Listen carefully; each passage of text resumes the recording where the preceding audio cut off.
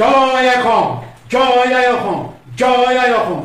সংযুক্ত মুক্তি বাহিনী অসম স্বাধীন সংগঠনৰ সৈনিক দিৱস উপলক্ষে আজিৰ এই গৌৰৱান্বিত দিনটোত নিজৰ জন্মদাত্ৰী মাতৃভূমিক পৰাধীনতাৰ কবলৰ পৰা মুক্ত কৰাৰ উদ্দেশ্যে সন্মিলিত সহস্ৰ জাতীয় মুক্তি বিপ্লৱত জাগ্ৰত প্ৰহৰী হিচাপে অসাধাৰণ ত্যাগ, নিষ্ঠা আৰু দায়বদ্ধতাৰে বিৰামহীনভাৱে কৰ্তব্য পালনত তীব্ৰ হৈ দেশ সেৱাৰ দৃষ্টান্ত দাঙি ধৰা প্ৰতিগৰাকী বিপ্লৱী সৈনিক বন্ধুলৈ মোৰ হৃদয়ৰ নিবিড় কোণৰ পৰা বৈপ্লৱিক অভিনন্দন আৰু সামৰিক শুভেচ্ছা যাচিলোঁ।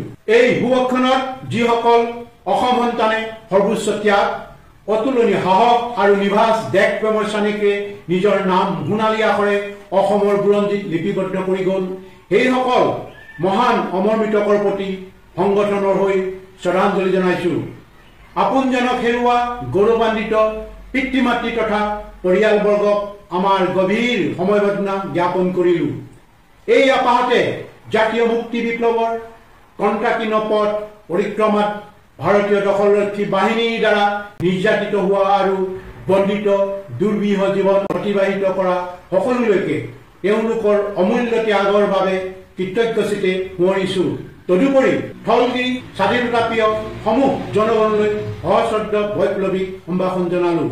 প্ৰিয় বিপ্লৱী সহযোদ্ধাসকল, ঔপনিৱেশিক ভাৰত ৰাষ্ট্ৰৰ অন্যায়, অবৈধ শাসন আৰু জাতীয় শোষণ নিপীড়নৰ বিৰুদ্ধে অকুতুবহায়ী মুক্তি সেনানীৰ নিস্বাৰ্থ দেশপ্ৰেম, দুৰ্জয় সাহস, উৎসৰ্গকৃত মনোভাৱ তথা নিৰ্ভাজ বৈপ্লৱিক সত্তাৰ সৈতে জড়িত এক তেজস্বী প্ৰতীক সংগঠনৰ আজি এই সৈনিক দিৱস, যত দিন প্ৰতিদিন উদ্ভাসিত হৈ গণসৈনিকৰ সামৰিক সংস্কৃতি আৰু সংগঠনৰ নীতিগত লক্ষ্য উদ্দেশিত নিবেদিত প্ৰাণপ্ৰণ সংকল্প।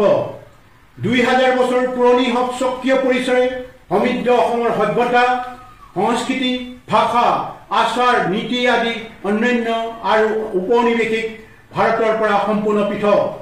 সিদিনা ইউৰোপীয়ান ইউনিয়নৰ পৰা ব্ৰিটেইন আঁতৰি আহিছিল একমাত্ৰ তেওঁলোকৰ সক্ৰিয়তা অক্ষুণ্ণ ৰখাৰ স্বাৰ্থতেই।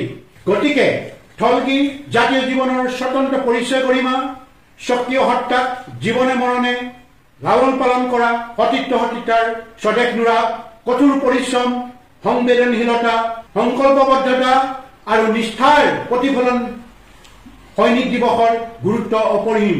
প্ৰতিটো ক্ষেত্ৰতে আপোনালোকে দুৰ্বাৰ সাহস, নতুন উদ্যম আৰু নৱচিন্তাৰে প্ৰত্যেকে প্ৰত্যেকৰ দায়িত্ব পালন কৰিলে আমাৰ সংগঠন অগ্ৰণী বাহিনীত পৰিণত হ'ব। দৰাচলতে প্ৰতিগৰাকী সহযোদ্ধা সন্মিলিত সহস্ৰ জাতীয় মুক্তি বিপ্লৱৰ ভৱিষ্যত জ্যোতিষ্মান ধাৰাৰ ধাৰক আৰু বাহক। আমি সকলোৱে এইটো পাহৰি গ'লে নহ'ব যে স্বাধীনতাৰ মুক্তি বিপ্লৱৰ সফলতাৰ কোনো চমু পথ নাই।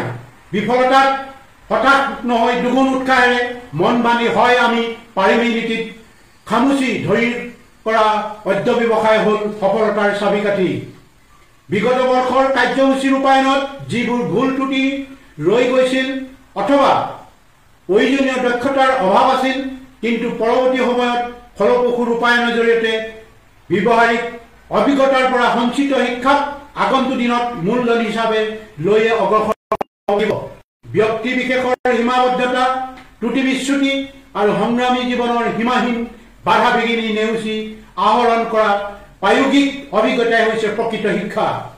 এই শিক্ষাক প্ৰতিনিয়ত প্ৰযান্ত্ৰিক বৈজ্ঞানিক আৰ্হি অৰ্থাৎ মেকানিষ্টিক চাইণ্টিফিক মডেলৰে কৌশিকশীলত ঘঁহি ঘঁহি অভ্যাসৰ দ্বাৰা পৰিশোধিত শিক্ষাক জ্ঞানলৈ ৰূপান্তৰ কৰাটোৱেই প্ৰকৃত বিপ্লৱী গুৰু দায়িত্ব। পদবী, জ্যেষ্ঠতা কিংবা নেতৃত্বৰ নামত আহিব পৰা অহমিকা, নিজক প্ৰতিষ্ঠা কৰাৰ প্ৰৱণতা ত্যাগ কৰি সাংগঠনিক শৃংখলাবদ্ধতাৰে অধিক দায়বদ্ধ হৈ সংগঠনৰ বৈপ্লৱিক ৰাজনৈতিক আদৰ্শৰ অহিনিশে বিকাশ সাধন কৰাটোৱেই অতীৱ প্ৰয়োজন।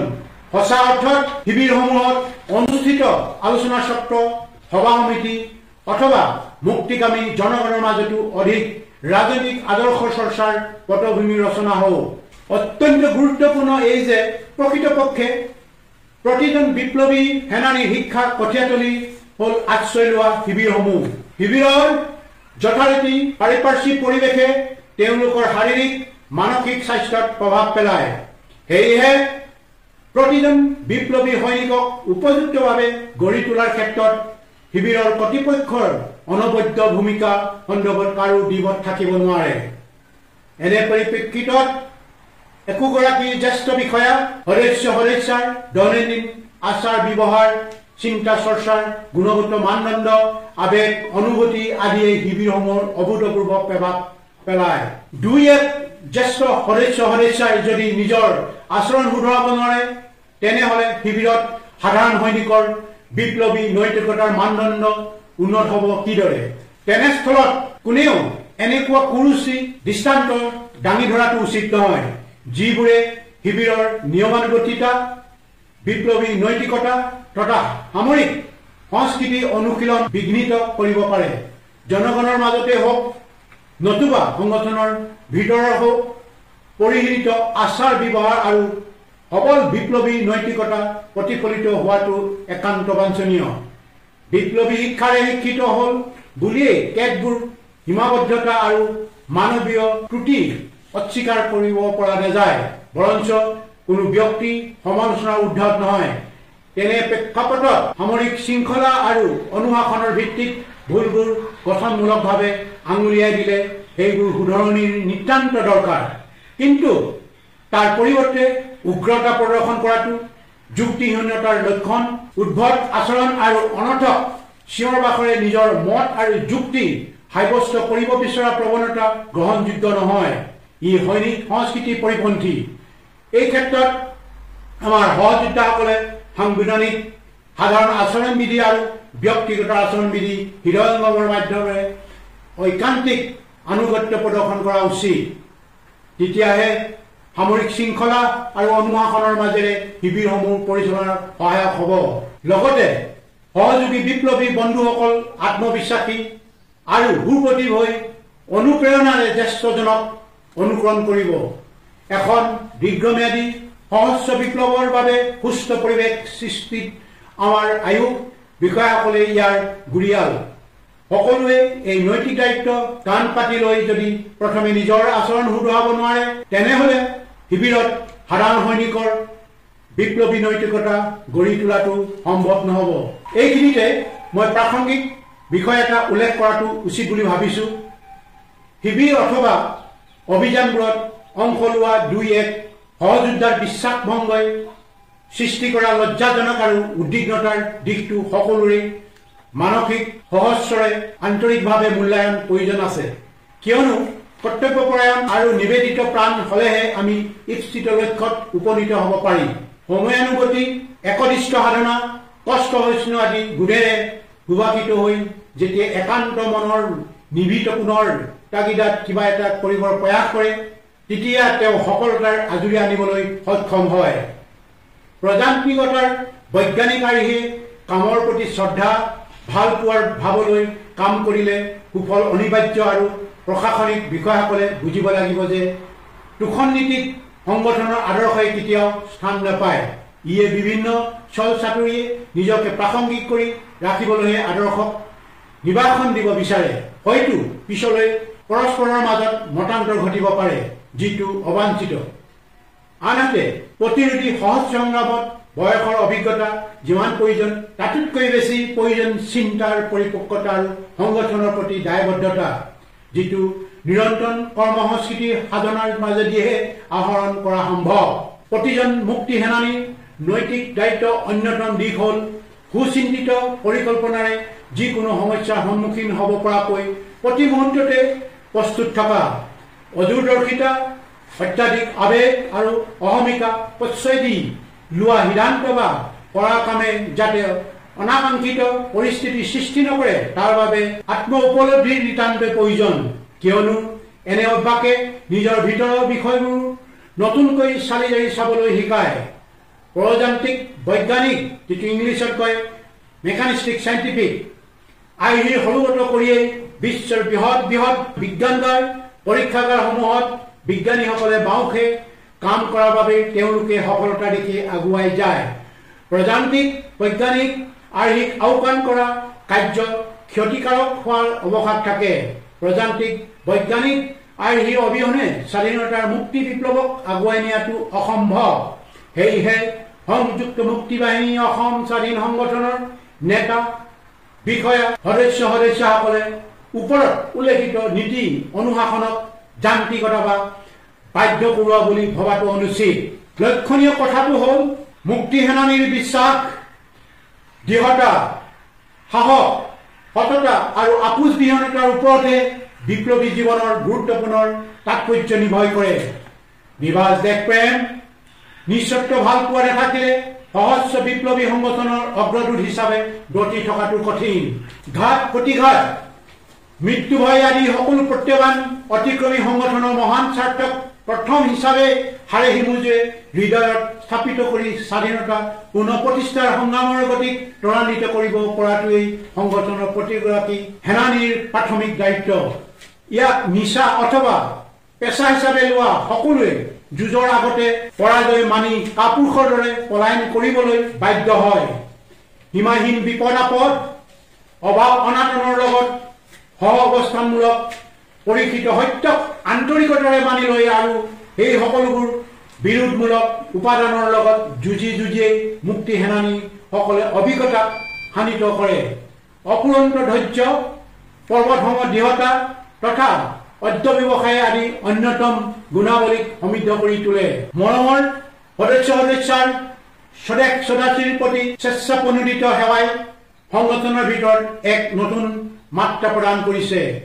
অনাগত দিনবোৰত আপোনালোকে সাহস, নতুন উদ্যম আৰু নৱচিন্তাৰে প্ৰত্যেকৰে দায়িত্ব পালন কৰিলে আমাৰ সংগঠন অগ্ৰণী বাহিনীত পৰিণত হ'ব। এই সুবাদতে সোঁৱৰাই দিব বিচাৰিছো, নৈতিক চৰিত্ৰ আৰু অন্তৰৰ পবিত্ৰতাহে বিপ্লৱীক মৰ্যাদা প্ৰদান কৰে। চিঠিপক্ষজনক কোনো ঘাত প্ৰতিঘাতে হতাশ কৰিব নোৱাৰে অথবা ঐশ্বৰ্য বিভূতিক লৈ কেতিয়াও পৰোচিত নহয়। ই বুৰতী নদীৰ দৰে লক্ষ্যপ্ৰাপ্তিৰ দুৰ্বাৰ আকাংক্ষাই মন উদ্বেলিত কৰে। সংগ্ৰামী জীৱনক পৰিণত ৰূপত আগুৱাই নিয়াৰ অন্যতম উপায় হ'ল সংগঠনৰ প্ৰগতিৰ স্বাৰ্থত নৱ ৰণকৌশল সৃষ্টি অথবা উৎপাদনশীল কামত নিজকে নিয়োজিত ৰখা। যিহেতু স্বাধীনতাৰ সংগ্ৰামত সকলো প্ৰকাৰ কামেই গুৰুত্ব আৰু মহত্ব সমান। অতি সম্প্ৰতি স্মাৰ্টফোন, ইণ্টাৰনেটেৰে সমৃদ্ধ বিজ্ঞান প্ৰযুক্তিৰে আনি দিয়া অপৰ্যাপ্ত সা সুবিধাৰ প্ৰয়োগেৰে যাতে বিপ্লৱী সত্তাক ঋণাত্মক প্ৰভাৱ পেলাব নোৱাৰে তাৰ প্ৰতি অধিক সচেতন হোৱাৰ প্ৰয়োজন আছে। নহ'লে অত্যাধিক মোবাইল প্ৰীতিয়ে কৰ্মসংস্কৃতিক বিৰূপ প্ৰভাৱ পেলাব পাৰে। প্ৰতিগৰাকী সহযোদ্ধাই সংগঠনৰ নীতি আৰু বৈপ্লৱিক ৰাজনৈতিক আদৰ্শৰ সৈতে নিজ সত্তাক অভিন্নতাৰে সংপৃক্ত কৰাৰ ক্ষেত্ৰত দ্বিধাগ্ৰস্ত হ'লে মহান জাতীয় স্বাৰ্থ কিংবা আদৰ্শ নিষ্ঠাতকৈ সংকীৰ্ণ স্বাৰ্থ পূৰণ আৰু প্ৰতিষ্ঠা লাভৰ প্ৰৱণতা গঢ় লোৱাটোহে স্বাভাৱিক। তেতিয়াই এগৰাকী দেশপ্ৰেমিকৰ স্খলনৰ সূত্ৰপাত ঘটি চৰম পৰ্যায়লৈ যাব পাৰে। অতীত অভিজ্ঞতা তাৰ সাক্ষী। সেয়েহে সাংগঠনিক তথা ব্যক্তিগত অনুশাসন, সামৰিক শৃংখলা আৰু সাংবিধানিক বিধি বিধানৰ বিৰুদ্ধে পোখা মেলিব ধৰা প্ৰৱণতা ৰোধ কৰিবলৈ হ'লে আমাৰ জ্যেষ্ঠ বিষয়াসকলে পৰামৰ্শদাতা অভিভাৱকৰ ভূমিকাত অৱতীৰ্ণ হ'ব লাগিব। সংগঠনৰ ৰাজনৈতিক আদৰ্শক নিজ সন্তানৰ দৰে পালনৰ যোগেদি প্ৰতিৰোধী আঁৰ যুদ্ধৰ কৌশল বিকশিত কৰাটো বাস্তৱতাৰ দাবী। নহ'লে প্ৰতিনিয়ত হিন্দী বলয় সৰ্বৰাশী সাঁতোৰাৰে এনেদৰে সম্প্ৰসাৰিত হৈছে যে জাতীয় জীৱনৰ প্ৰতিটো অংগতে ইয়াৰ কুপ্ৰভাৱ বিৰাজমান। এনে পৰিপ্ৰেক্ষিতত এইটো প্ৰশ্নাতীতভাৱে সত্য, অসমৰ মাটি পানী বায়ুৰ লগত সামঞ্জস্য ৰাখি বৈজ্ঞানিক চিন্তাধাৰাৰ আলোকত প্ৰগতিশীল জাতিৰ বাবেহে শক্তিশালী কৰিব পাৰে থলগিৰিৰ মাটি ভেটি জাতি। অসমৰ জ্বলন্ত জাতি সমস্যা, আৰ্থ সামাজিক বৈষম্য দূৰ কৰা, ৰাজনৈতিক স্থিৰতা, বহন সক্ষম উন্নয়নৰ বিজ্ঞান স্বাধীন জাতিৰ সামৰিক শক্তিৰ ওপৰত ভৱিষ্যতৰ নিৰ্ভৰশীল। অসমৰ প্ৰাণৱন্ত অতীত বুৰঞ্জীয়ে সেই কথাই সোঁৱৰায়, অন্যথা ইয়াৰ কোনো বিকল্প নাই।